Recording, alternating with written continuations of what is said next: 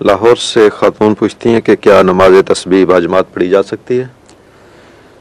نماز تسبیح کا باجماعت پڑھنا اور اس کی حیثیت کے اوپر تفصیلی حدیث کے حوالے سے بات ہو سکتی ہے۔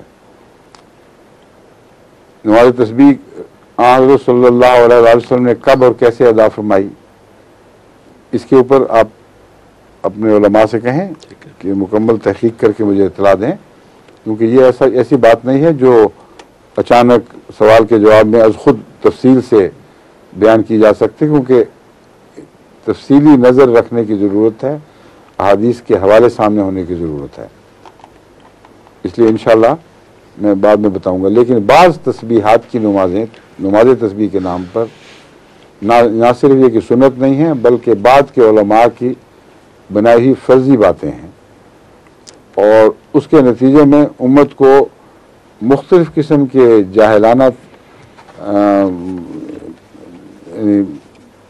اعمال میں مبتلا کر دیا گیا ہے، یا جس کو سپرسٹیشن کہتے ہیں، ایسی باتیں داخل کی گئی ہیں۔ میں ان کی مثال دیتا ہوں۔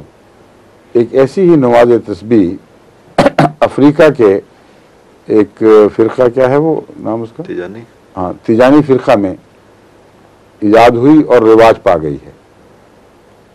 ان کا یہ قول ہے کہ یہ نماز پڑھنا ایک رات میں، جس کو وہ نماز تسبیح کہتے ہیں، اس بات سے زیادہ افضل ہے کہ 1000 مرتبہ قرآن کریم پڑھا جائے۔ اب آپ اندازہ کر سکتے ہیں کہ جب میں نے کہا کہ یہ جہلانہ رسمیں ہیں اور غلط طریق پر اسلام میں راہ پا گئی ہیں، تو بالکل درست کہا ہے۔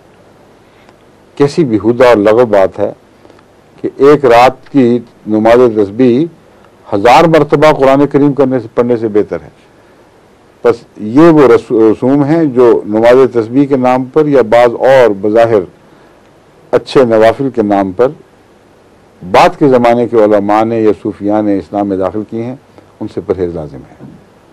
میں اس بات کی تحقیق کروں گا کہ سنت سے ثابت شدہ نماز تسبیح ہے وہ کیا ہے، پھر انشاءاللہ آپ کے سوال کا جواب دوبارہ دوں گا۔